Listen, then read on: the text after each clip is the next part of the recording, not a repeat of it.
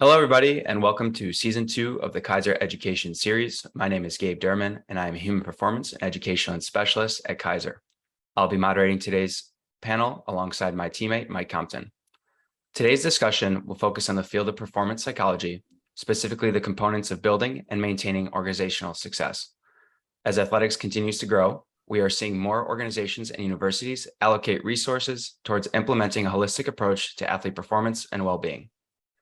If executed well, the integration of player and coach development, mental skills and health, and on-field performance can be a potent aid in the creation of continued success. Our two panelists have made careers in helping athletic organizations develop and refine the integration, and we are excited to hear from them, share their experiences, and learn from them. Our first panelist is Dr. Angus Mugford. Dr. Mugford currently serves as the Senior Vice President for the New Jersey Devils, where he oversees player development and performance. He has extensive experience in using performance psychology and leadership experiences across high-performance domains to enhance individual and team effectiveness. His previous roles include the Vice President of Performance for the Toronto Blue Jays, where he led collaboration and development of high performance. Prior to this role, he served as the Director of the IMG Institute, where he led support of mental conditioning and leadership services. Dr. Mugford was previously elected as president of the Association of Applied Sports Psychology, and his educational background includes a master's and PhD in sports psychology from the University of Kansas. Our second panelist is Dr. Scott Goldman. Dr. Goldman currently serves as a performance psychologist for the NBA champion Golden State Warriors. For over 20 years professionally, he's provided mental health, wellness, and performance optimization for professional athletes from all major sports, Olympic gold medalists, and world record holders. He was one of the first embedded sports psychologists in the NCAA and co-authored a number of resources for best practices and guidelines for student athlete mental health. Earning his master's and PhD in clinical and school psychology from Hofstra, Dr. Goldman is a certified mental performance consultant and international keynote speaker on mental performance. He is the creator of the Athletic Intelligence Quotient, known as AIQ, a mental analytics assessment used by college, professional, and Olympic sport organizations to identify performance-specific intellectual abilities and optimize player development. As you can tell from the introductions, we are joined by two incredible guests, and we're excited to get started. A reminder for all our attendees, you can drop any questions you have in the chat, and we'll allot some time at the end of the discussion to address them to our panel. Scott, Angus, thank you both for being here with us today. We gave a snapshot of your backgrounds during the introductions, but it'd be great if the two of you could provide our audience with some more detail about your current roles and how your roles function within the day-to-day of your respective organizations. Angus, I'll begin with you, and then we'll pass it over to Scott. Sure. Thanks for having me on here, and excited to share and listen and talk to some of these factors, because certainly this is a passion for me, and I know Scott and I have had many discussions over the years too about just our curiosity, not just for sport, but performance in general too. So it's fairly ironic to be talking about my role, because I'm really onboarding into a brand new role. So this is my first season in the NHL, and a unique role. So there's the first of this role created. There's since been another one with the Penguins. So really figuring out as we go. But the intent of the senior vice president role is to integrate development and player development around prospects all the way through to the NHL players, along with their performance support. So between athlete care, performance optimization, health, and but also skill acquisition. So getting the right players in the system, and then being able to really fulfill their potential as best we can. So excited to be in this new role, and just had an amazing journey in Major League Baseball for the last 7 years, but embedded in much more of a front office executive role than in performance psychology per se. So really enabling a system as opposed to direct player care myself. So a different lens, but excited to have this conversation today. Yep, for sure. And Scott, go ahead. Well, I mean, first and foremost, Thanks for the opportunity and invitation. I'm really looking forward to seeing where this conversation goes. And I'd also like to thank you for the kind and generous introduction. I'll tell you, Angus, when I hear the introduction of the two of us, I think it basically labels us as old guys. I think, Not wrong. I think that's just it, is like, we're now old guys. We're part of that generation. So my role right now is a whittler. I kind of just sit and rock in my chair and whittle and try to figure things out. But this is now my 6th or 7th year with the Golden State Warriors. My initial engagement with them was primarily with talent acquisition, primarily around the draft. And then as the relationship evolved with the organization, they just kept folding me more and more into what they were doing. And about 2 years ago, they asked if I would want to expand my role and transition away from the NFL, which is where I was previously. And, I've always found it's the people, not the place. And the people in Golden State are some of the most amazing human beings at all factions in different levels. So, it starts with ownership. Joe Lacob, I mean, what an incredible owner. Then you have, his 2 sons, Kirk and Kent, who are in the building day in, day out. They're putting in the grind and really developing and contributing. You've got Nick Uren, Mike Dunleavy, Larry Harris. I'm probably forgetting a whole bunch of others, but I mean, what a supremely talented staff and great group of individuals.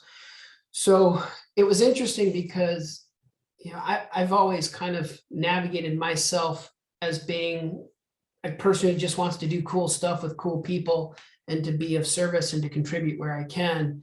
And they recognized that some of the conversations we were having was stimulating and having impact. So they were like, look, we'd like you to just be on board and be with us more and be more involved. So my role has expanded since then. And so I dialogue with some players, I dialogue with some coaches, but primarily I'm really to be a resource for the leadership. Yeah, and it's interesting because, as I mentioned in the introduction, it seems like more of these resources for organizations are being allocated towards this discipline.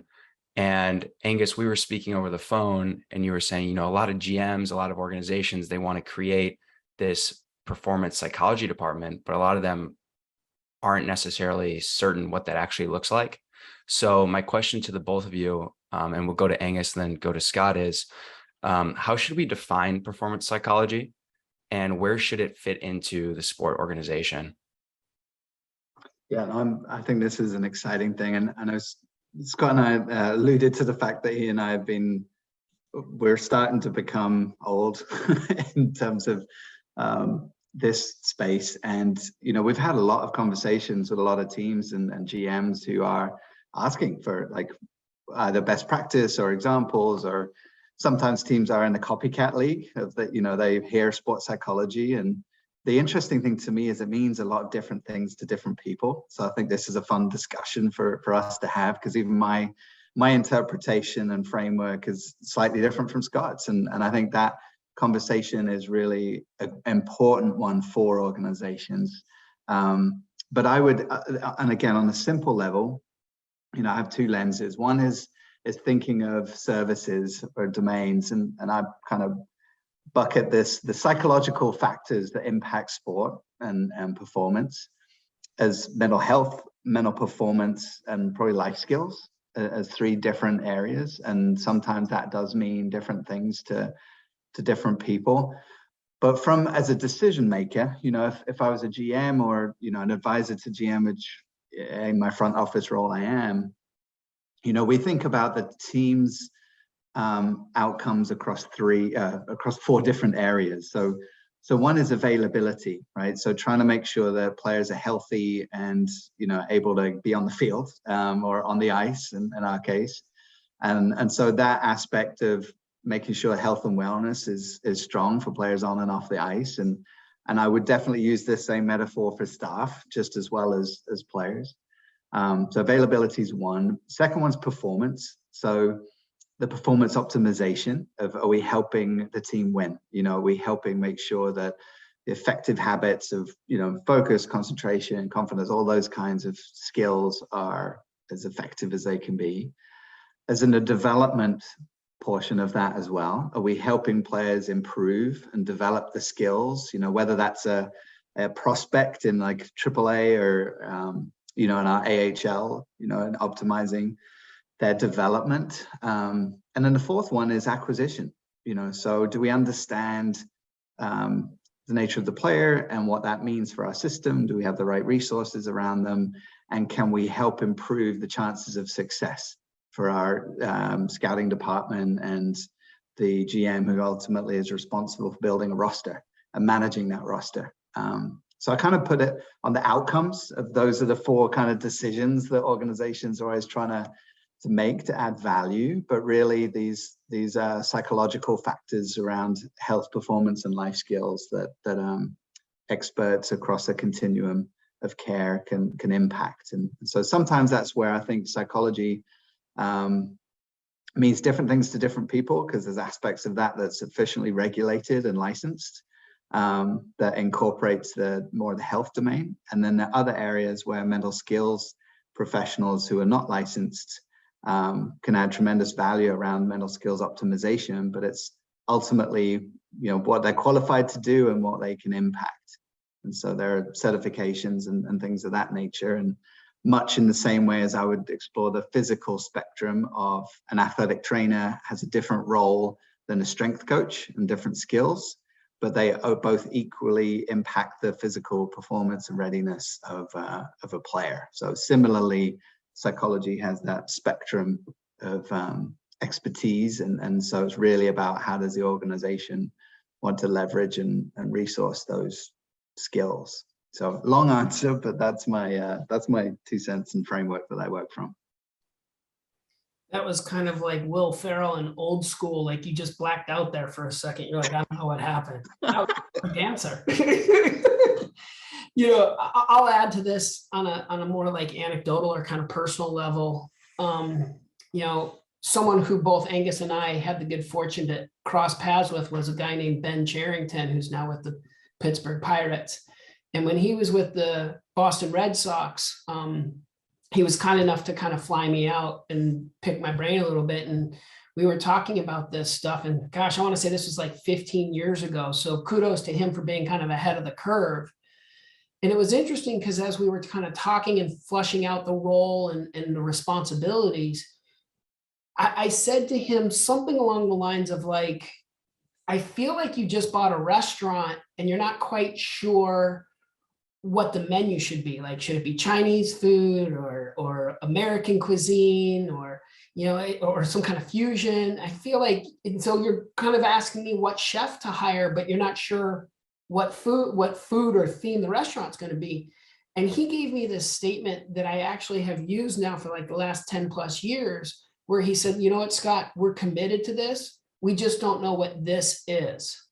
And so I think Angus kind of hits the nail on the head, which is we as a profession, I think we've done a disservice of not doing a great job of really defining what the work is, what the scope of the work is, what the training is, who can do what, and all those kinds of things. And what's unfortunate is in this quest to kind of figure it out, there almost became some territorial pissing contests, if you will. And I think one thing that I've always appreciated about, my friendship with Angus is like, we actually come from two very different training paradigms, but we've always found the overlap. Like, this is really a Venn diagram, and it's where we overlap and we're going, oh, I think there's something really good there. So the blessing and the curse of psychology in general, and sports psychology maybe even more so, is it's nebulously defined. And then because it's nebulously defined, you have a wealth of people who have figured out ways to kind of manipulate that. So one of the things that I sometimes will educate decision makers, front office owners, et cetera, about is like, back in the day when there was someone carnival barking about the new ointment that cured everything, there was some areas to be concerned about that kind of element. And so I think because we haven't really structured the definition of it. We've invited people who can be very creative in promoting, marketing, unfortunately themselves above the work. And, you know, one of the really interesting mechanisms in sport is a team can win for a lot of different reasons. And the impact of any one individual there can sometimes be despite of, not because of. And so I think sometimes you'll see some people take way more credit. And almost it's like they're using some of the team success to leverage for the next job, if you will. So just, I guess my answer is a little bit longer and maybe less informative. What I would go back to is, this is how I've kind of done it. I think of psychology in its simplest form of definition. It's about human behavior and human interaction. It's that simple. Human behavior and human interaction. And that weaves through all aspects of life. So then it becomes a full spectrum of care for the individual. And that is something that Angus touched upon, from emotional distress like suicidal ideation to optimization of, you know, hey, I've got the third fastest time in the world and I want the first. And I think for me, I've always seen this more as a blend and a blur than a finite distinction. So what will happen is some teams will say, hey, we'll have one person who does the mental health. We'll have another person who does the performance optimization. I'm kind of going like, nah, but I see too much of a blend and a blur there. So that becomes complicated. But then there's this other element. So you've got a full spectrum of care on one plane. But then you also have, from an organization standpoint, a vertical spectrum, which is really about like, how does a coach interact with a player? So a concrete example of that right now is most coaches right now are millennials or Gen X's. Most athletes right now are Gen Zs or are what's now becoming tabbed as Generation Alpha. And the attention span of a Gen Z is 8 seconds. So Gen X's have a tendency to be a little bit long-winded, as the two old guys currently are. And the Gen Zs are like, hey, you know, the average length of a TikTok video is 7 seconds, which isn't by coincidence. So one of the elements, and where I try to provide contribution on this vertical plane, is when coaches will come to me and say, I can't keep the focus of my room. And I go, well, how often and how long does it take for you to make a point? And it's like, I think we need to shorten that. Now, obviously, I am not practicing what I'm preaching by just this answer alone, but I go back to in my humble opinion, I just think psychology is unbelievably complicated. As simple as it is to define it that way, it's just unbelievably complicated to execute at a high level. And what's nice is there's some fantastic practitioners out there like Angus and Chad Bowling and Mark Aoyagi and Michael Gervais, just to name a few. Alex Auerbach was with the Raptors. Like, there's some talented, wonderful individuals, all with different levels of training, and they're all making impact on these different spots that I highlighted. Some are narrow, zeroed in, narrow focused, and others are more widely focused. One quick thing, I love these conversations and the back and forth. And I think one of the interesting things, the context is king, and like everywhere has different needs and roles. But coming back to that physical health metaphor, I think what Scotty said about it's not binary, you know, one or the other. And I think the perfect example of that on the physical path is a return to play progression, where it's not about having the best medical guy and the best strength coach. It's actually the interplay between the two. The best organizations and the best return to play for a player is a strength coach that works really well with the medical professional, and vice versa. And I think, you know, when the player's in the middle, there's great communication between all sides. And you know, again, physical health is not a binary thing either, but really, I think it's about creating teams and experts who work together well. And like Scott's one of very few, you know, cross-trained and is able to work across that gray area in much the way some like physical therapists, for example, have a broad range of skill sets.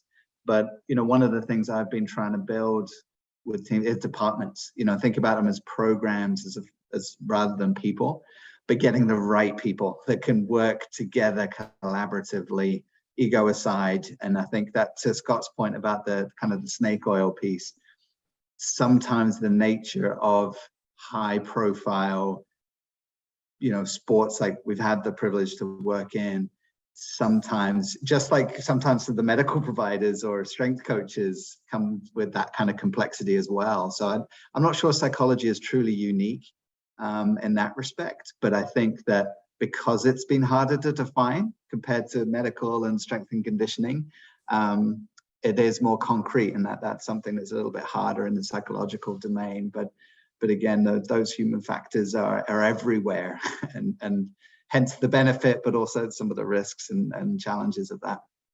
And I know you're going to want to ask another question, but I would love to just add to this dialogue, because first of all, I could listen to Angus read the phone book. I mean, like, I'm just like what a treat it is to listen. And then the other part of it too is, I think, and this is Angus in his humility, like, I don't think he would disclose this, but to me, in my humble opinion right now, Angus is a pioneer in the industry. And I'll tell you why. Like, in the last 5 years, 7 years, the number of staff has just exploded at the professional level. I remember there was a head coach when I was working for an NFL team. There was a head coach who asked, he said to me once in private and closed doors, he goes, why does it take me 2 hours to take a piss? And I was like, well, you might want to have your prostate checked. And he's like, no, I mean, when I leave my office to go to the bathroom, it takes me 2 hours. And what he was really talking about was all these staff members that were coming to him saying, hey, coach, can I have 5 minutes? And for each staff member, they only thought, hey, I didn't bother the coach at just 5 minutes, but that 5-minute aggregate. So this poor coach was up till 4 o'clock in the morning scheming for the week, because he was trying to be a service leader and give everybody who asked for that 5-minute time. But it also took 2 hours to go to the bathroom. And so I bring this back to Angus, and why I say Angus is a pioneer. Angus is one of the first people in the professional space to take ownership of, hey, we've got a large staff, we need them to work together, and we also need them to be around, but not underfoot, right? And so instead of going to the coach, and instead of asking for 5 minutes of the coach's time, it's Angus who's now saying, like, hey, we can create an infrastructure around the players and the coaches that makes all of our work valuable, makes all of our work impactful, and is not adding to scope creep or energy loss. And the way that he did that in Toronto was nothing short of brilliant. As an outside observer, nothing short of brilliant.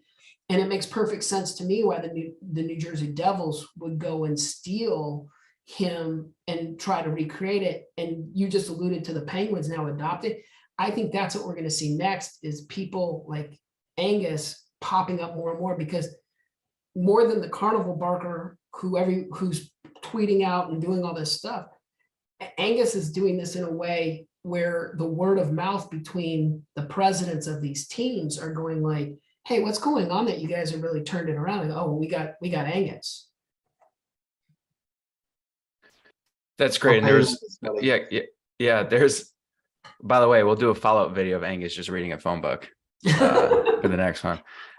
But there's a lot of, there's a lot of great analogies in there. The restaurant one was great. Angus, what you mentioned about the athletic trainer and the marriage between athletic trainer and S&C and how that functions in performance psychology. And Scott just mentioned, people like Angus going into organizations. And Angus, I know you are currently kind of in that onboarding process or new with the organization. So let's go into that. Like, how do you step into a new organization and start to structure it in a way that's going to optimize performance from the top down?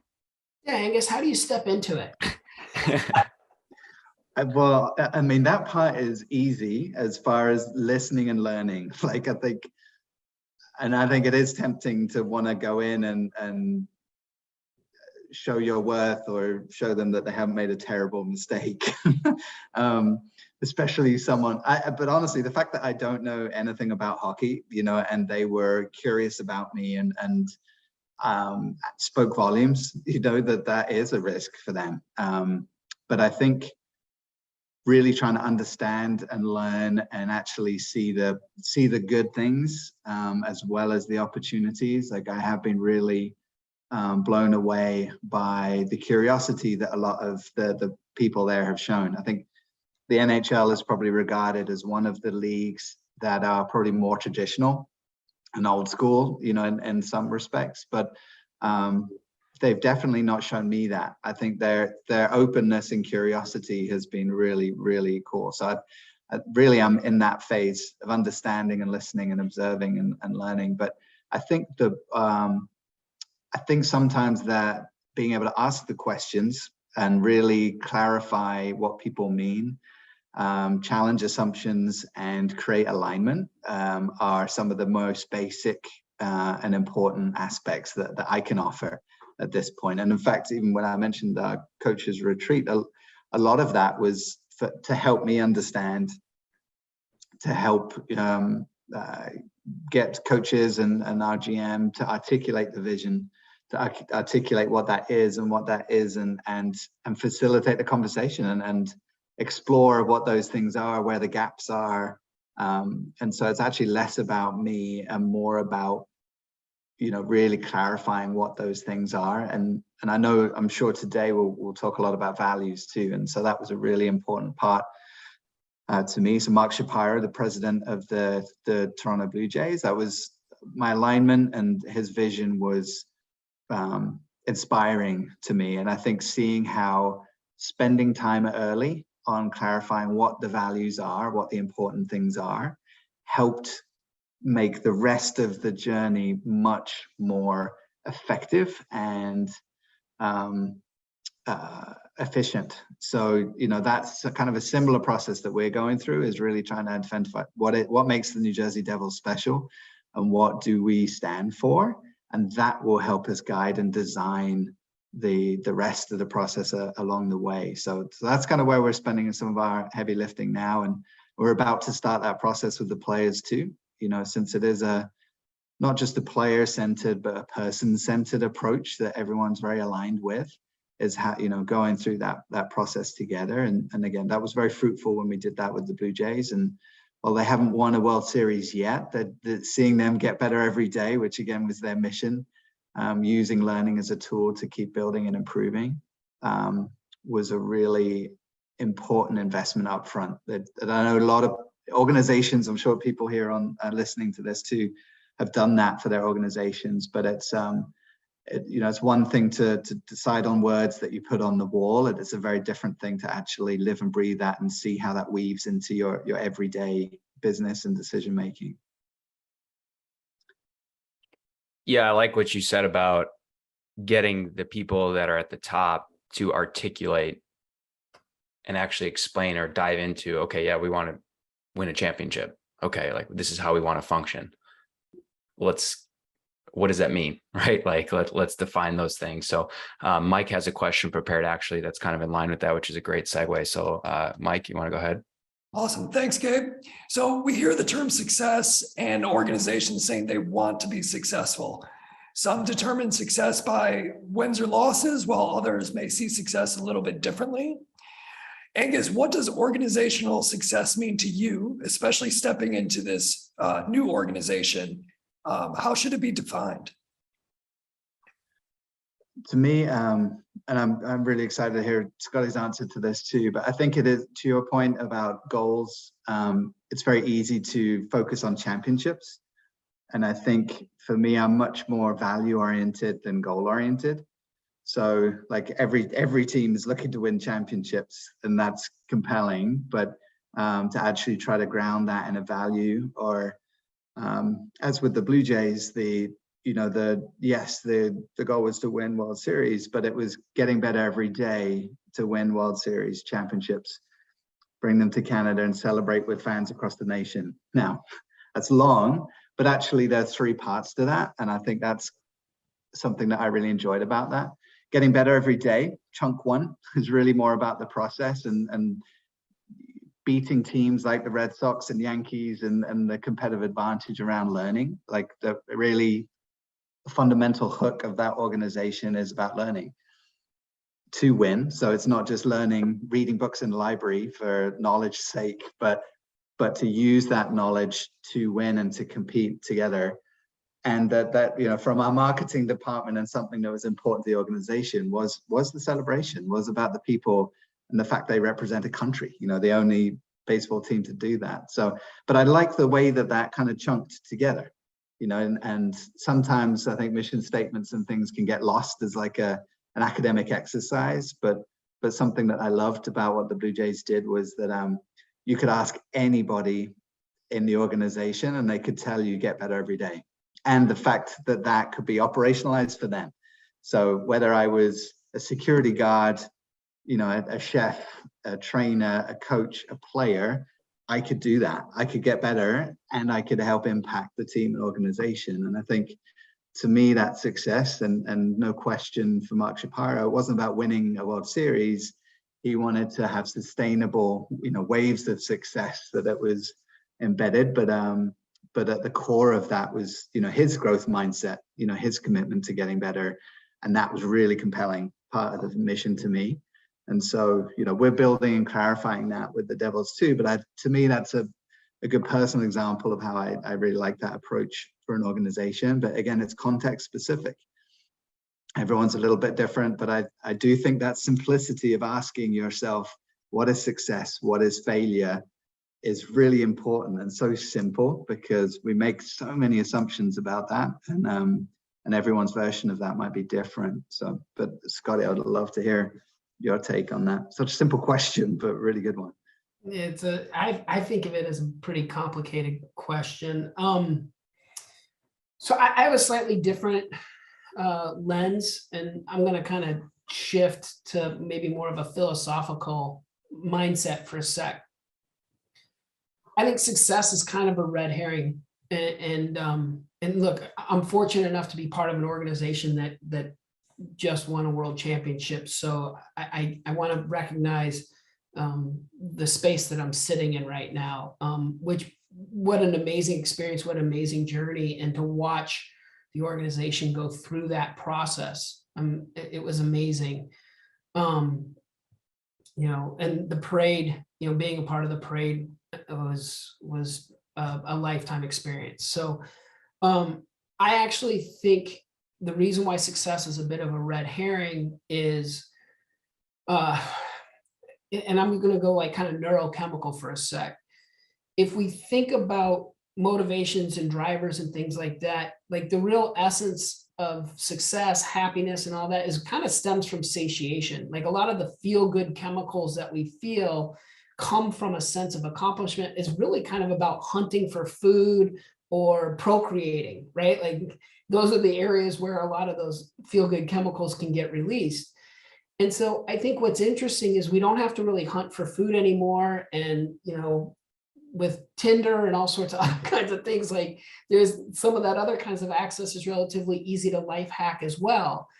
And so I think what happens is you almost go back to like different kinds of organisms, like a squirrel chasing a nut. Like once the squirrel captures the nut, there's a release of chemicals that's rewarding because it's like now you've got food. But the thing is if the squirrel stops at just one nut, it's not going to survive the winter. So I think that the idea of success, and therefore like the pursuit of success, becomes sort of like a dog chasing a car. And if they catch it, they won't know what to do with it. So it's funny because I think Angus kind of talked about some of the practical applications of like, hey, mission statements is really about the process of developing a mission statement and just putting it on the wall. I'm a big believer of the same thing. I was trained as a behaviorist and a cognitive behaviorist, more specifically. And one of the most famous ones is a guy named B.F. Skinner. And he was most famous for getting animals to press levers to get the cheese. Or whatever the reward was, you know, the big famous one was he could get a mouse to press a lever to get the cheese. And what's really interesting about that is most people focus on the mouse, the lever, and the cheese. And what's very rarely ever talked about is when those three things were present, nothing would happen until the mouse got hungry. So what I find often happens with coaches and front office folks and things like that is they're going like, all right, what's the cheese? What's the cheese? Is the cheese the trophy? Is the cheese the max contract? Is the cheese gear? Is the cheese having a brand that, you know, makes you famous? Or when you walk into a social club and you get a VIP access, like, what's the cheese? And I'm going like, it's not the cheese, it's the hunger. So the mouse won't press the lever, no matter how good the cheese is, until we know why they want to press the lever.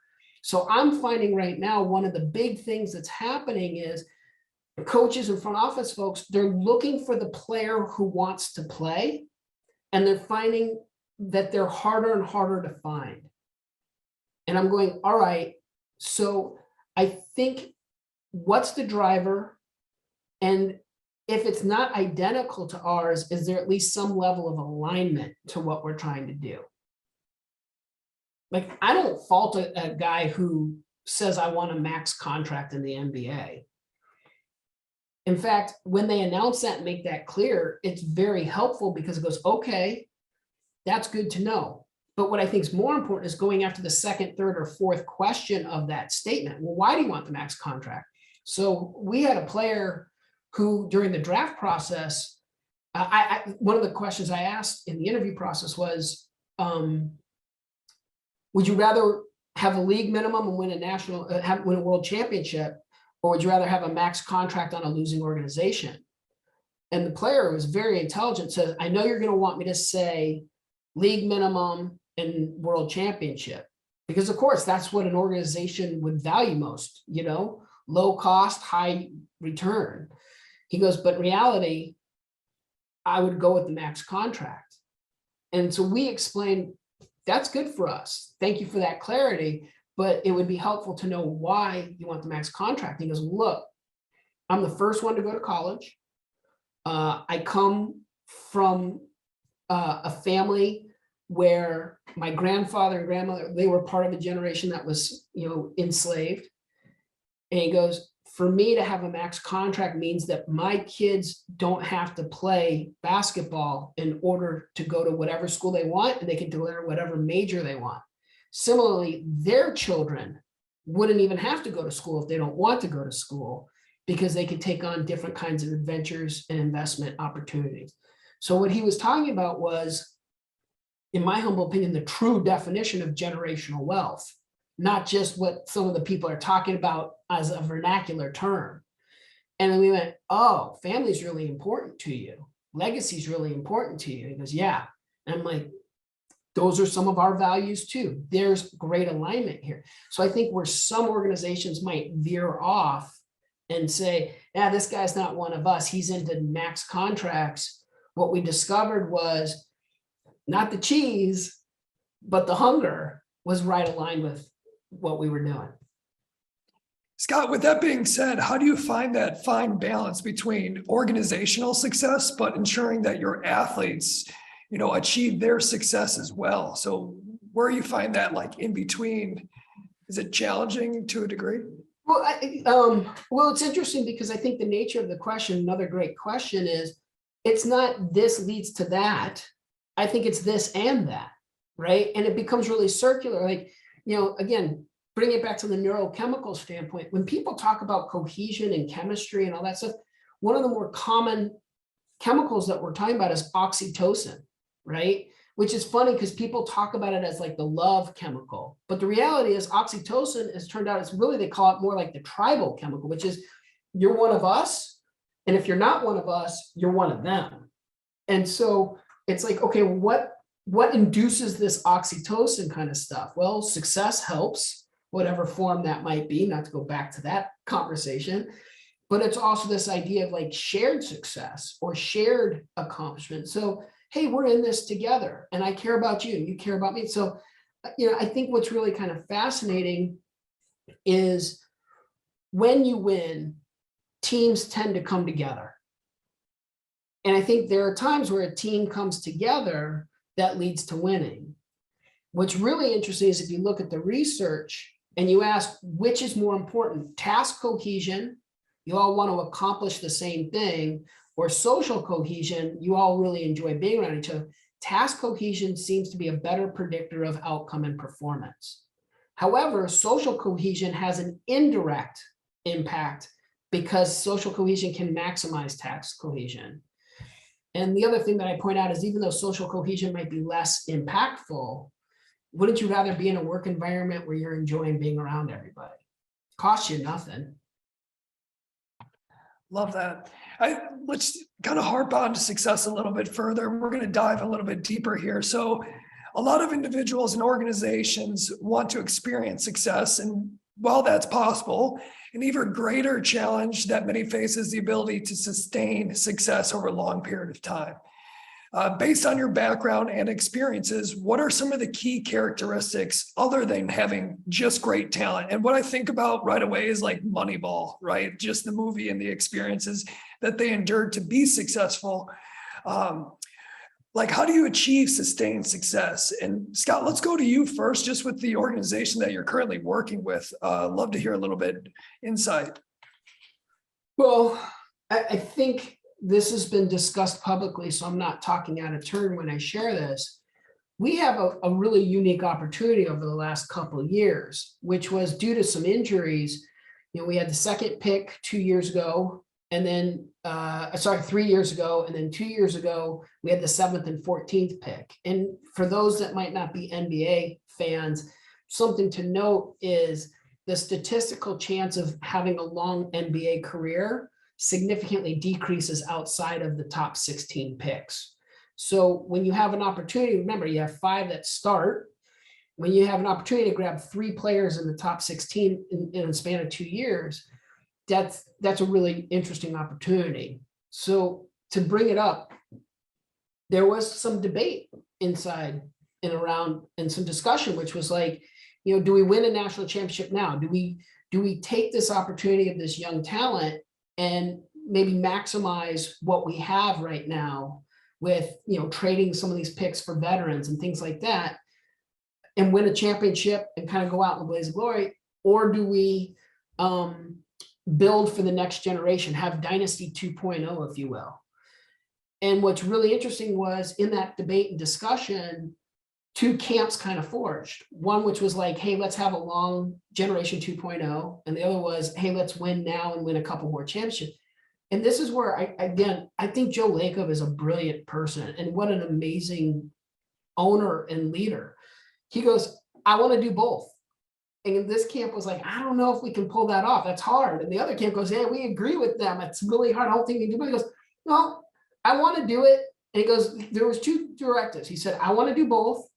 And I don't want us to compromise in our solution, because if we compromise, we'll probably not get to either mission done.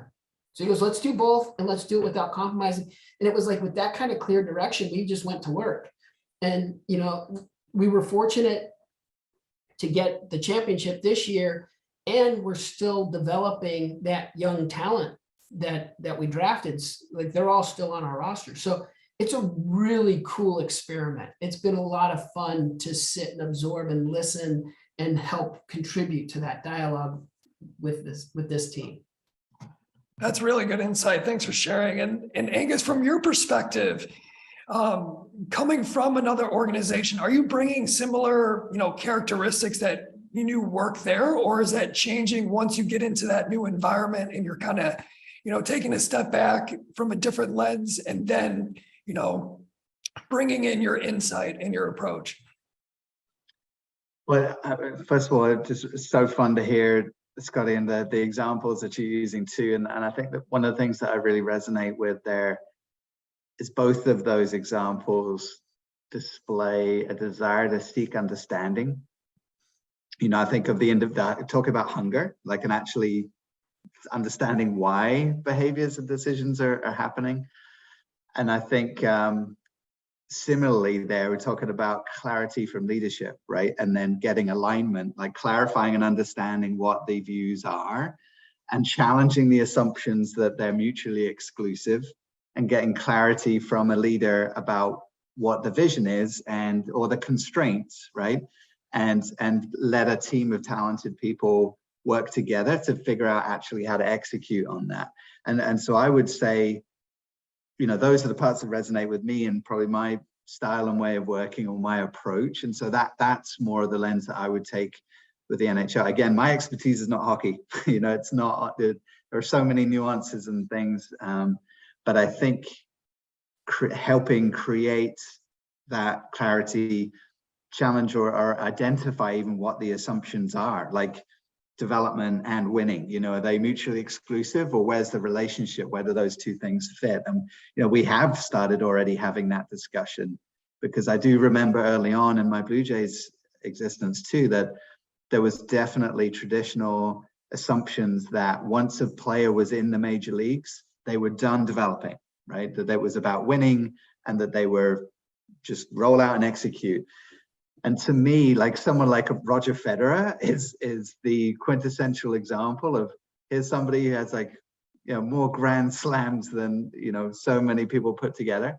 But this is a guy that wants to continue retooling and getting better and evolving.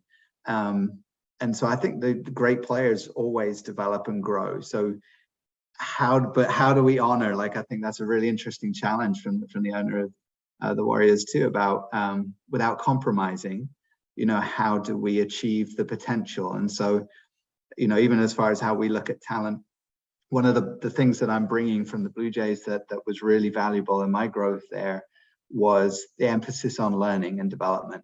So I think that goes from hiring staff, where the role of humility and curiosity are really fundamentally important. But I would say the same for players too. Like, you know, and hopefully we'll talk a little bit about the tool that Scott's developed with his colleagues with the athlete intelligence quotient, AIQ. I think is a really great paradigm shift for how coaches and others can look at what kind of learner we are as coaches, let alone the players too.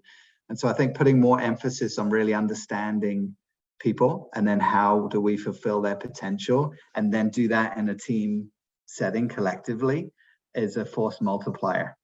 So that's definitely something that I'm bringing to this role and I'm super excited about. You know, Yeah, go ahead, Scott. I was just gonna, I don't know if you all remember, there was a guy, Bill Buxton, who was with Microsoft. He was like one of the pioneers of Microsoft. And he had this great line about prospect and mining. And what he said was, if you take a try and true bona fide thing that works in this domain and you pull it to another world, it might seem like a new product or it might seem like a new concept, but it's already been kind of weather tested in this other space. And so I think one of the things that Angus really, and again, it's funny, Angus won't talk about himself this way, but it is who Angus is like, he's the epitome of a prospect and mining kind of person. So like a honeybee, the ability to kind of cross-pollinate across different flowers and different sports. One of the conversations that I truly value with Angus when we get a chance to interact is, you know, being able to compare MLB, NHL, NFL, NBA, you know, university level, NCAA, like there's all this really good stuff being done, and to pull ideas from different spaces and bringing it to new worlds. It's kind of cool being a honeybee. Yeah, I really liked a lot of the things that were said, especially Scott, when you said it's not this or that, but it's this and that. I think that's great. And then things that what makes the mouse hungry. I mean, I think that's awesome. It's like saying another analogy for that is, you know, you can lead the horse to water, but can't make it drink. Well, it's cool. We can make the horse really thirsty, right? Similar. And then also, Angus, you started to hit on talent ID and getting the right people in the building, which I think is a great place for this conversation to go. As we listen to members of successful organizations speak, they're up on the stage after the championship. It seems that one of the most common themes is that the organization is full of great people, right? So from the owners to the coaches, support staff, the chefs, everyone performs their roles at a high level. So my question is two-part, and I'm going to go to Scott first. And Scott, maybe this is somewhere where you can talk a little bit about AIQ, but number one, how do we identify talent? And number two, how do we put that talent in position to be successful and not just perform their roles, but actually excel at their roles? Well, I appreciate the space and the opportunity. I mean, it's funny because this is really where I think Angus shines. So I think it's nice of you to give me first crack at this, because Angus is going to have the real answer to the test here. What I've just, I think getting the right people on board is everything. And getting the wrong people off board as fast as possible is everything. I mean, and that's not an original statement. Like, you know, you can reference Adam Grant and givers and takers and some of the other great things that he's dialogued about. I mean, it's just amazing how important that is. And I believe it starts from the top and works its way down. You know, when the owner hires the right president, like Bob Myers, who, what a brilliant president, an unbelievable person. Like, and here's the thing is, not only does he hire the right people, Joe, with Bob, but he also gives them the ownership to make decisions. So even during the draft process, the owner can say, I like person X, and Bob can go, well, I like person Y, and the owner will actually say, okay, well, I trust you to make that decision, and they go that direction. So again, getting the right people on board. So Joe hires Bob, Bob hires, and on and on. And before you know it, it's like, isn't it amazing how when this is the right person locked in, they bring the right people with them, and then they go and find the right people, and then they find the right talent. And that kind of leads on a more granular level, the opportunity to talk about the AIQ, which is, it's just another piece of information, right? So the way that I talk about talent identification at the player level is it's comprised of 4 buckets. So you've got your physical, size, strength, speed. You've got your experience or knowledge bucket, like, you know, getting a linebacker from Alabama, you know what you're getting a point guard from Arizona, you know what you're getting, and what they've been exposed to, the style of offense or defense, etc. Then you have personality, which I think is one of the hardest things to capture, because personality is fluid and ever-changing, evolving, but that's the character guy, the locker room guy, the toxicity and all that. And then the final piece is intelligence, the ability to acquire, process, and apply information. So intelligence is really about solving that unsolvable puzzle, that sport. So scanning the court, scanning the field, scanning the ice, and looking for important details and making correct decisions. Ideally, you want all 4 of those buckets to be max. But that's just, and when they are all maxed, you have your Hall of Famer or your generational talent. In reality, it's really about complementary and really good piece matching. So for example, if you've got a guy with great character who's hardworking and his intelligence is slightly lower, those things can offset.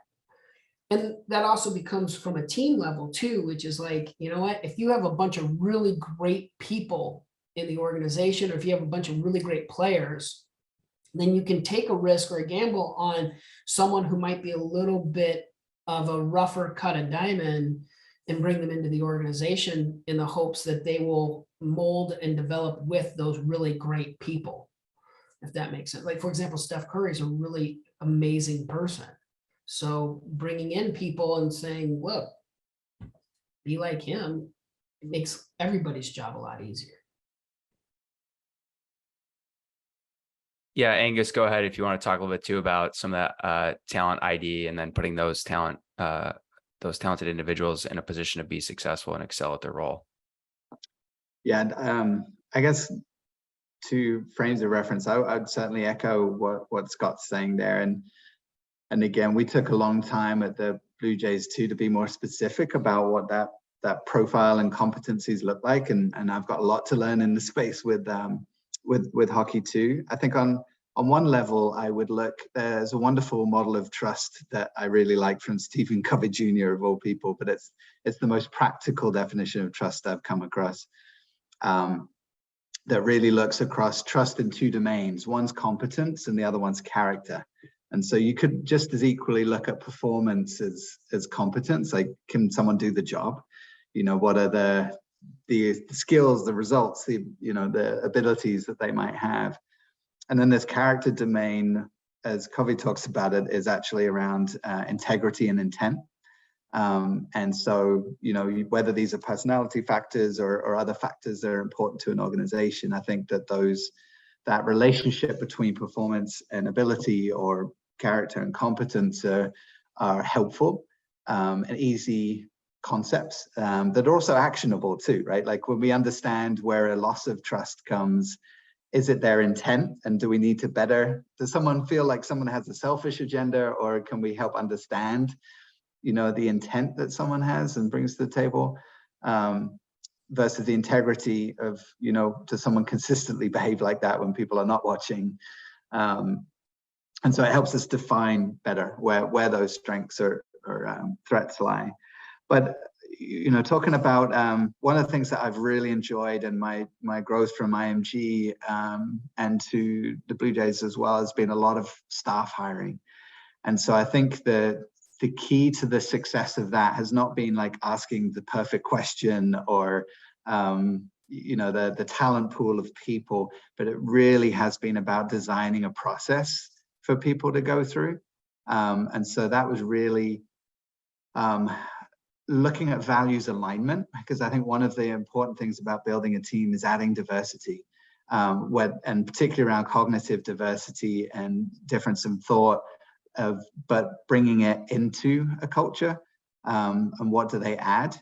And so we've looked a lot at values alignment. So the values are going to be different for each organization. But for example, at the Blue Jays, we knew collaboration and learning were two core values that were really important. So that was part of the lens that we asked people to score when they went through. And for each person hired, there were probably at least 12 staff members of the existing organization who'd be involved in that process, who would kind of score on the alignment of those things. And that the ability for a candidate to demonstrate levels of that was really important from, and part of that is obviously, can they do the job too? So, they would demonstrate that in some respect, whether that was asking them to do a physical exam or do a presentation or share a breakdown of film or whatever that was. But it was actually the layers of the process around what kind of learner they are, how would they collaborate, where's the EQ, and how they would interact off the camera or, at lunch or, on the drive in, those kinds of things too, so that we could really get different aspects of information and create better understanding, deeper understanding around that individual and what they contribute. So I think it is a bit more about the process, but really designing something with that in mind so that we can see what role are they being asked to come in and do, and is there a good alignment where they can bring and add to our team. Yeah. Earlier you talked a little bit about organizations figuring out what's important to them, and now you see that kind of resurface when you talk about talent identification. From what it sounds like is, and it's really pretty simple, but sometimes a lot harder for people to do, is identify actually what's important for that organization, and then asking people to grade that during the hiring process and bringing in people where those two things align. Sounds like that's, a staple of some of the hiring, and seems really simple when you say it out loud, but isn't always so simple when hiring. I think that's perfect. And probably the reason I'm talking at it from a more philosophical standpoint too is it's about designing it. They're not independent things, right? So that they layer in to how we make decisions and how we prioritize. And are we measuring the things that we think we're measuring? And if I was to put a player lens on that, so looking at the draft, for example, there's, I think there's somebody who's one of the best young players in Major League Baseball right now is the pitcher Alek Manoah. And I think he's a wonderful example of, for me, of really trying to understand him as a player, how he'd impact the organization. And for any player coming into an organization, I think that being able to understand the resources that one player might need compared to another, it's not about saying yes or no to anyone. It's really trying to get a better feel and understanding for this player to be successful in an organization. These would be the factors that we should probably consider. And again, it puts the ball in the court again of the GM or director of scouting or whoever. But the better we get, rich information like that, the more information they have to play with. But again, having a model to be able to make what factors are important for making a decision, I think is another fun place where I think Scott and I sometimes get to spend a lot of time, because it's easy to have information overload to a lot of decision makers these days. So helping build a framework for how we make decisions is I think a new form that's only becoming more and more important too. Yeah. And Scott, anything you'd like to add before we move on to the next thing? Just want to make sure I give you a chance to. Well, so what I would say just to the conversation, and Angus is brilliantly spot on there, is it's funny, right? Because most people will focus on the player. And when they say, oh, I want this player, what you really want is production.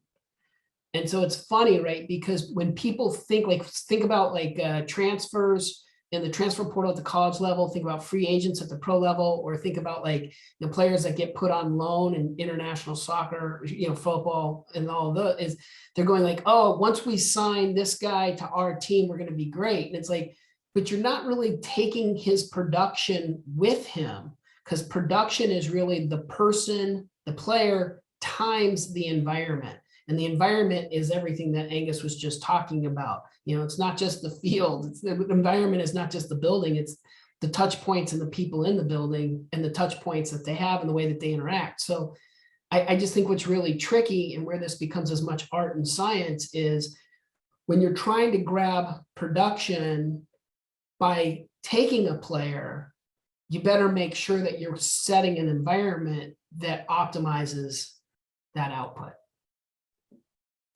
Yeah, totally. And that's exactly where we wanted to go. And Angus and I were talking on the phone, a few weeks ago. And one of the things he said to me when we spoke previously was that we are all performance, right? Everybody in the building is performance. We, meaning everyone in the organization, must be able to prepare, compete, and recover as well. And I think many organizations have adopted such an athlete-centric mindset that it's possible you overlook the care and development of the people responsible for making those athletes better. And Scott, you're kind of talking about that a second ago. So Angus, what are your thoughts on that? And or how would you consult or give advice to an organization about making sure that they're investing in the people that are around the athletes or around that production?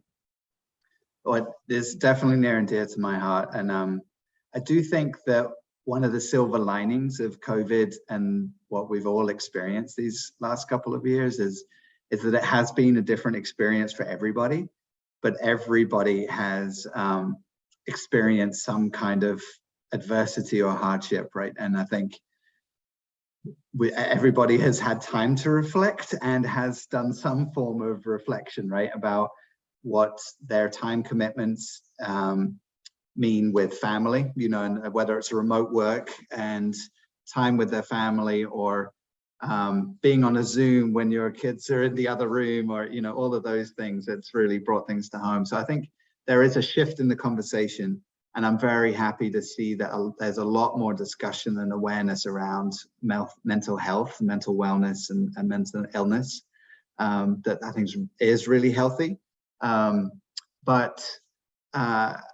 I think that at the simplest level, and again, talking about the Blue Jays, one of the first things that I went in that really excited me was that scouts were actually some of the first cohort to really buy in and want more discussion around what high performance was. And part of this is because they are kind of the unsung heroes. They're road warriors, hours and hours in cars and traveling, going out, watching games. They don't have an office, and their health levels varied widely, to put it mildly. And so finding ways to help them prepare physically, mentally, for them to do their job. And it's actually much less about their job and much more about how they prepared themselves, how they recovered, and how they sustained themselves with routines day after day after day on the road. And that was really exciting to me, because they were really hungry for that. And they each had different processes and things that help them be effective over time, but they very rarely shared it.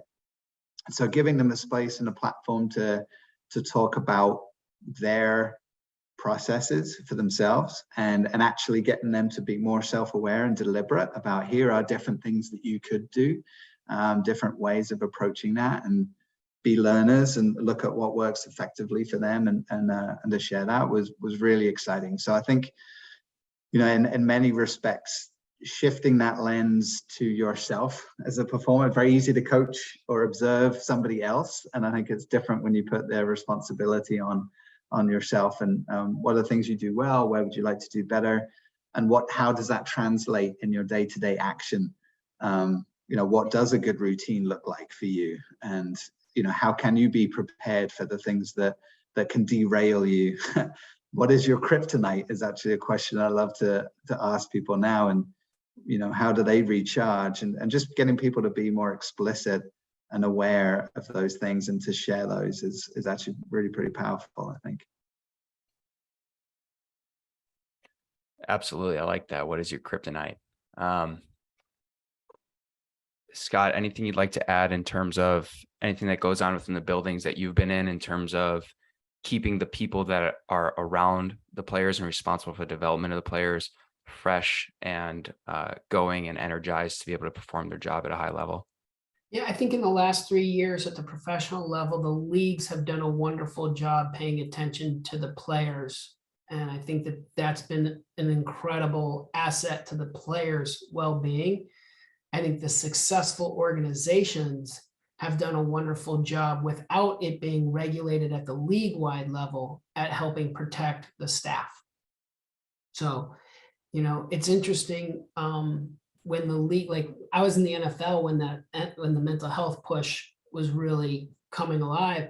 And it was interesting to me because I'm going like, you know, the players are out of the building at around 4 o'clock, but the coaches are all sleeping on the floors in their office.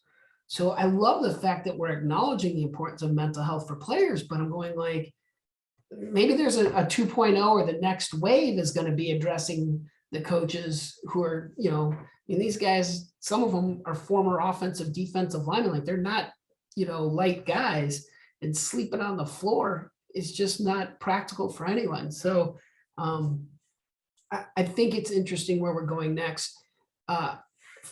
For whatever reason, I've never really been much of a fan of the term service leadership because I feel like this is about placating to the masses. What I do like is I think what's coming next, or some terminology I've been coming across, which is the wise, compassionate leader. And the wisdom is defined as, you know, your personnel, you know, your people. So, you know, it's not the cheese, it's the hunger, right? It's the driver. So, you know what that is in them. And you also have great clarity and direction of what is the answer to the test.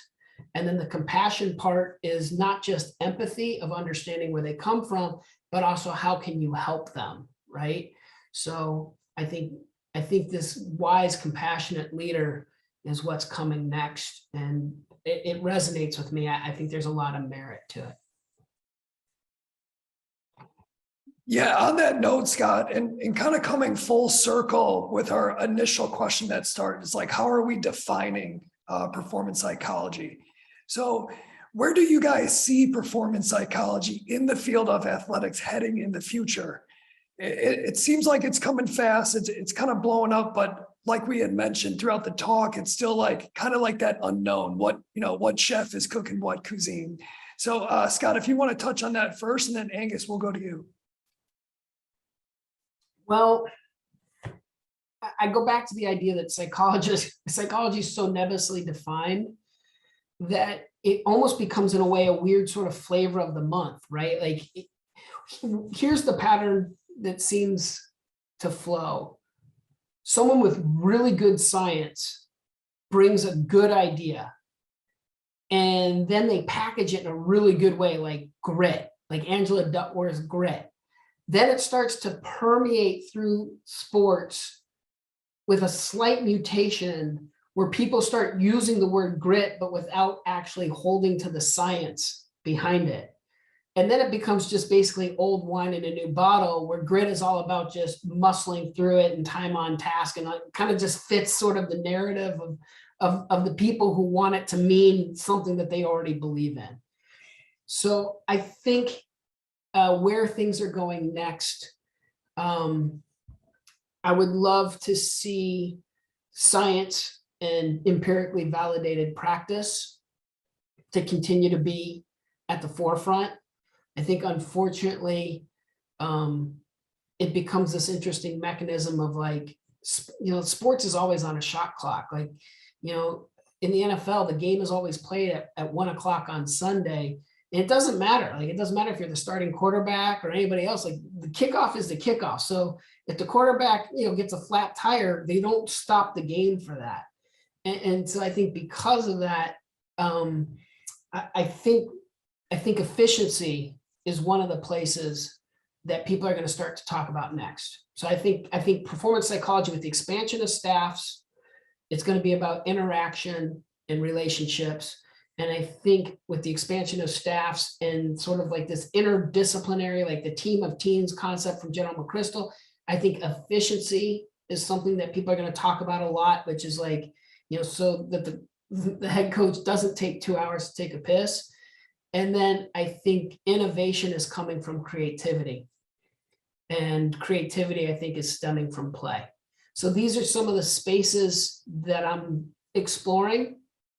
I don't know which one of those is going to stick as the next wave of sports psychology, but that's where my head's at now. I'd be curious.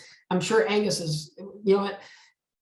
Erase everything I just said. Whatever Angus says is what I think it is. I'll just if we can just, I don't know if this is something we'll just edit out those thoughts and just go with, and Angus, you go, we'll make it like Angus, you go first, and I'll go, yeah, I agree with Angus. God, you took my line. I was going to say what he said. I think, but Scott's right. Like, it is somewhat of a reactionary league, that wherever the problems and the challenges are what they're going to kind of fix first. So to his point too about I think all leagues have put some kind of policy in that didn't exist before around mental health and wellness, but it has been much more centered around like collective bargaining agreements and minimum services to players, that kind of policy. I would like to think that we are going to see more comprehensive and more proactive resources. So, but to Scott's point about all the ambiguity, I think we'll see experts embedded to help processes be developed and to support general managers and other leadership. But I think the skill set of those experts are so varied, it's going to look really different for every organization, which is probably appropriate, right? The context for every organization, the resources they have, the parameters they have are all different. And so I think, but I would like to see more of a shift to overall well-being across, staff, leaders, like everybody, and kind of meeting people where they're at, to give space for them. I think that would be great. But I think Scott's got a great point about even Team of Teams is a wonderful book and resource around the evolution of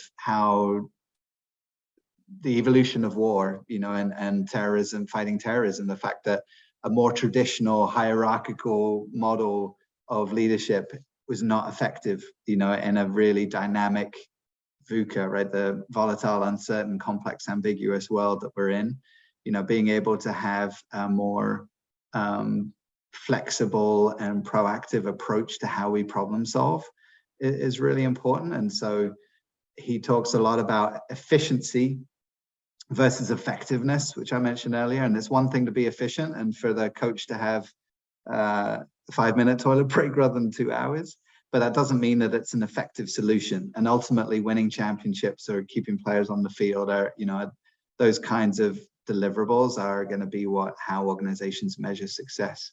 But I think even like the economy, all the economic impacts of COVID and things are only going to be more important.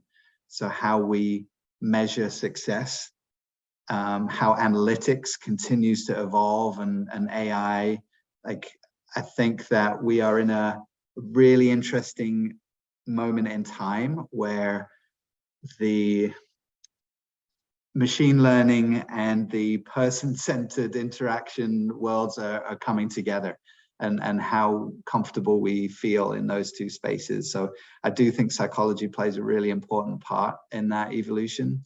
I have no idea which way it's going to go, but I have a feeling that teams that find the right blend of integrating AI and analytics into humans and how they interact and behave is going to be a really messy but important space to try to conquer. My take. And I always try to remind people, like, if you can master and figure out human performance, we can end terrorism, wars, could corner the stock market. Like, you know, these things are not meant to be answered, but really meant to be explored. Yeah, absolutely. And kind of, you guys both touched on it, the evolution of just the performance department, and especially the psychology department. It's like previously, like, who owned psychology? Was it the strength coach for, you know, quote unquote mental toughness, or the athletic trainer? It's just like recovery. Who owns recovery within the department? So it's awesome to kind of see these transitions occur. Departments are starting to move more horizontally rather than siloed, and so on. So I think it's going to be a nice addition to the performance department. But I'll flip it over to Gabe to wrap up. But I truly appreciate both of you guys' time, and it was fantastic hearing you guys both. You know, real quickly before you flip it to Gabe, I'm sorry to derail the wrap up here, but Mike, you hit something really important. And I'd like to quote a mutual friend of ours in Mark Stevenson, because he made this great statement that I've always held on to. He said, you know, anyone can be an advice giver. When you go get your haircut, you go to the bartender, like, we get advice from anyone. And I think, so you go like, hey, who in the building is that mentor, or who in that building was the traditional advice giver? Was it the strength coach? Was it? And the reality is like, mentorship came from everyone and everywhere. And there's a blessing and a curse to that, right? Like, the blessing is wisdom, like the great quote from Ratatouille, like, not everyone can cook, but a cook can come from anywhere. So wisdom can come from anywhere in the building. The curse of that is sometimes people with nefarious agendas, or maybe, as Angus was talking about earlier, like ego and stuff like that, like, is they might be whispering into that player or coach's ear with some kind of ulterior motive or agenda, rather than the good for the individual or the organization. So I'm not so sure, even with an embedded role or a specific department, if that means that the idea of psychology is now being compartmentalized. I still think it permeates. And those that are embedded, it's important for us to have good relationships so that we're not just talking to the players, we're also talking to the people who are talking to the players. So, and you just made a great point, and I just wanted to add that thought. Thank you. This is great. I could listen to this all day. It's so good. There's so many good little nuggets in here. I have two kind of quicker questions as we look to wrap up here. And just a reminder for anyone who is listening in, if you want to throw any questions in the chat, we should be able to get to at least one or two. But one quick question for our both Scott and Angus. For our audience, one resource you'd recommend related to performance psychology, or anything that we've discussed today. It could be a book, podcast, anything. Angus? Well, I'm still blown away by the Ratatouille quote. Scotty, you win all day long for that. I think, so one of the things, I know you asked about that before too, and I'm really terrible at giving one thing, but I am going to limit myself to one thing. And something that I discovered last year and really enjoyed was a podcast by Damien Hughes and Jake Humphrey called the High Performance Podcast. But honestly, that, you know, Mike Gervais and leaders in sport, they do great podcasts too. And I love the exploration of successful people and really understanding kind of what process people went through, you know, and I think, again, maybe it's my personal desire, how much I love seeking understanding. I'm curious about people's different journeys.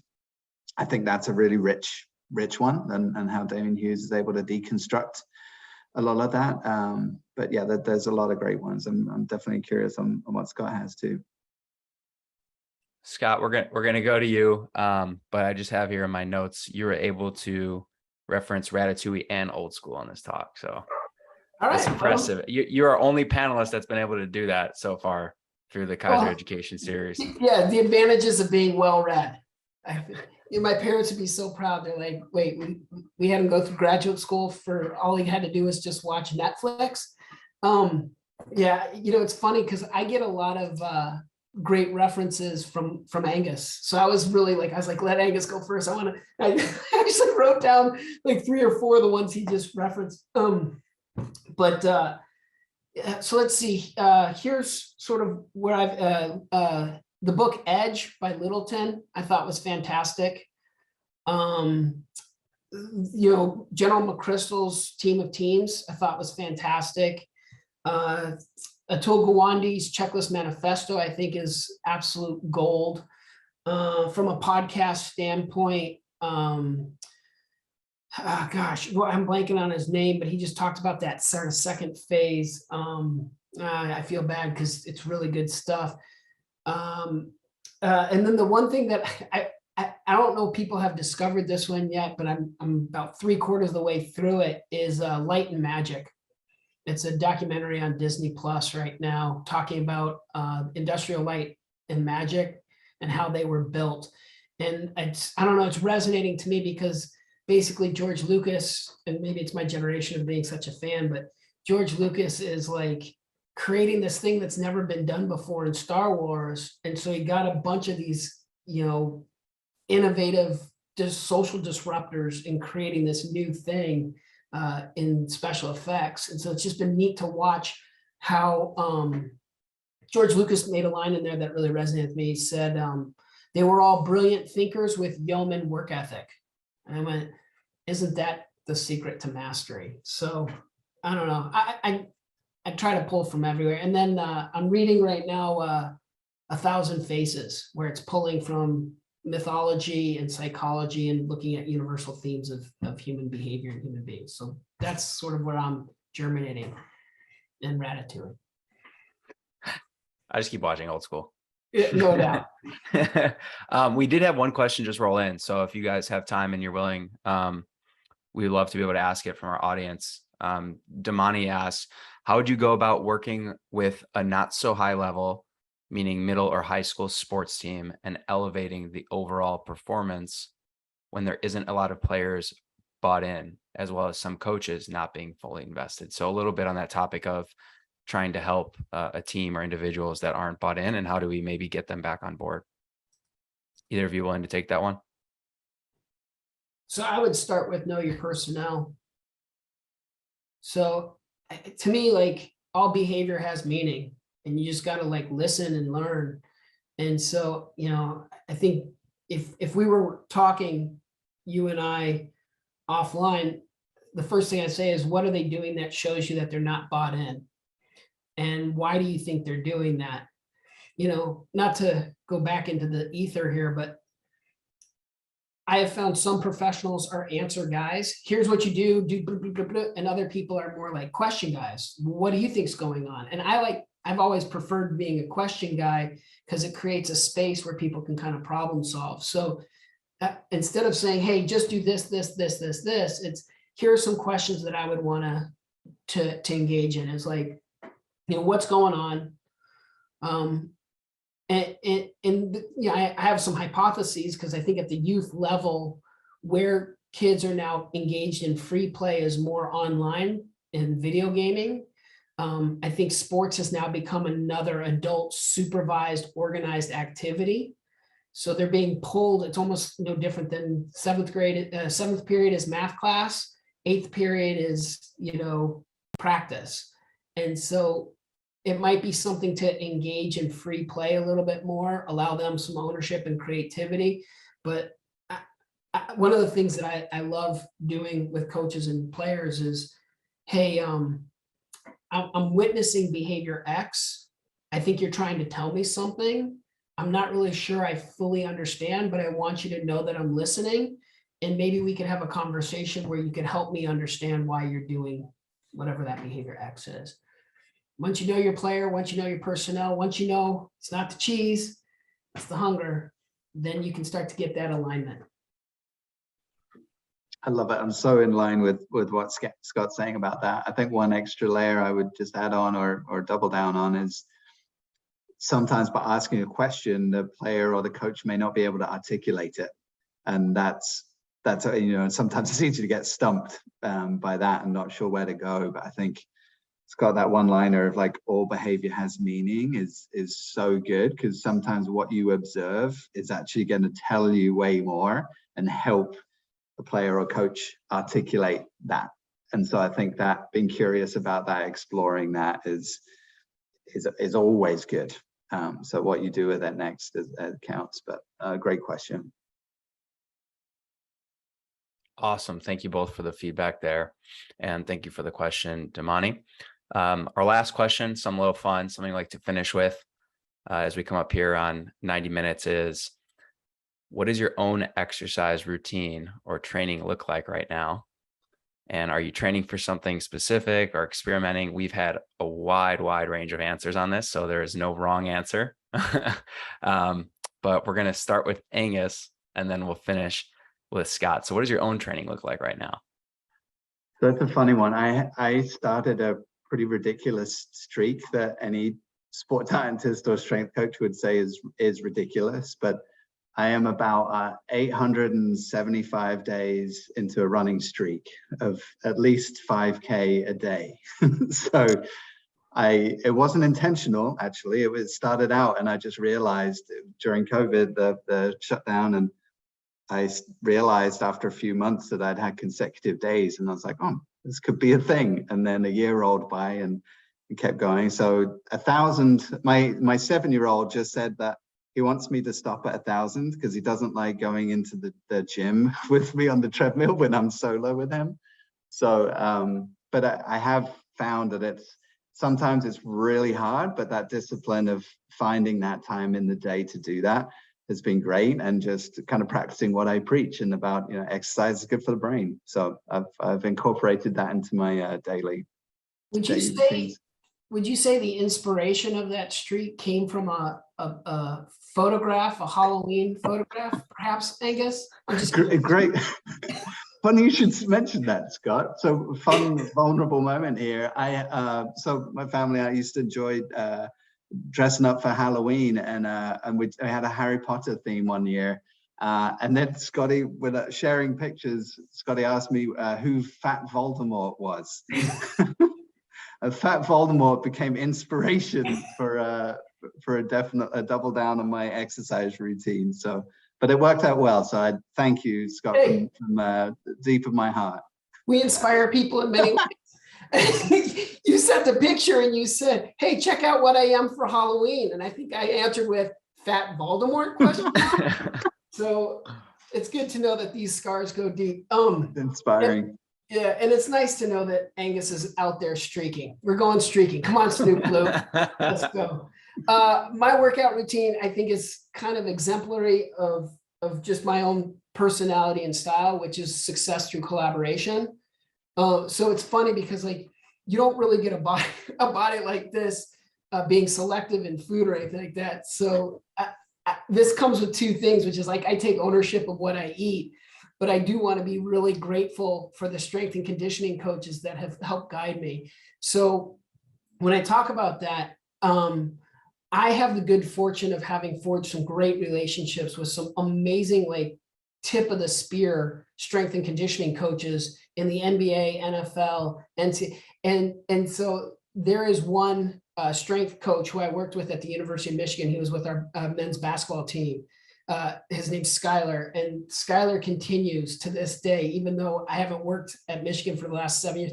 Every month he sends me a new workout, and I have a whole thing laid out for me. So it's amazing the relationships that we forge throughout sports. And I'm so grateful because the same way different people will call me up and say, hey, Doc, can I pick your brain for a few moments? I'm like, always happy to be a resource.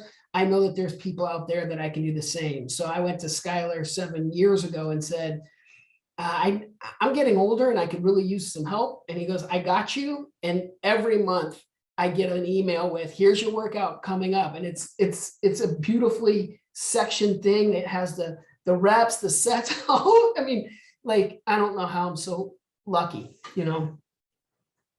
How are the workouts, Scott? The workouts are amazing and I'm consistent on them. But like I said, you can't escape a bad diet. So, you know, I work out, and underneath this layer of fat Voldemort is, I got to imagine, a finely tuned machine that Skylar could be proud of. So we'll see if we can reveal some of that soon. The answers we get back on that question is awesome. We decided to keep it. This is our first episode of the second season. We have to keep that question because the answers have been awesome. And oftentimes, like, I couldn't believe that. So Angus, how many days in a row did you say? I think, I'm not certain, but I think it's 875. That's awesome. We'll make sure to, we'll make a note of that on our calendar so we know when the day number 1,000 comes up. So incredible. Maybe you could share the photo. We'll do a little before and after, dress up again this Halloween. Scott's excited about that. Like, he's getting amped. That would be fantastic. He's getting amped. Serves as an inspiration, that's for sure. Well, that is the time we allotted for today. A huge thank you to our attendees that joined us live for K.E.S. Huge thank you to our two panelists, Dr. Angus Mugford and Dr. Scott Goldman. We appreciate their time and willingness to share their knowledge and expertise. This discussion will be available publicly on the KeiserFitness YouTube page, and the audio will be up on Spotify as well under Keiser Education Series. You can follow both of our panelists on social media at Angus Mugford and at Scott Goldman, PhD on Twitter. If you're interested in learning more about sports psychology and getting connected with the Sports Psychologist Network, please visit the Association for Applied Sports Psychology website at appliedsportspsych.org. To learn more about the Athletic Intelligence Quotient, follow Athletic Intel Q on Twitter or visit athleticintel.com. We'll be sure to include the links to both of those resources in the published episode. To stay up to date on all things Keiser and find announcements for next month's KES panel, follow us at KeiserFitness on Twitter, Instagram, and Facebook. Appreciate everybody's time. Thank you and have a great day.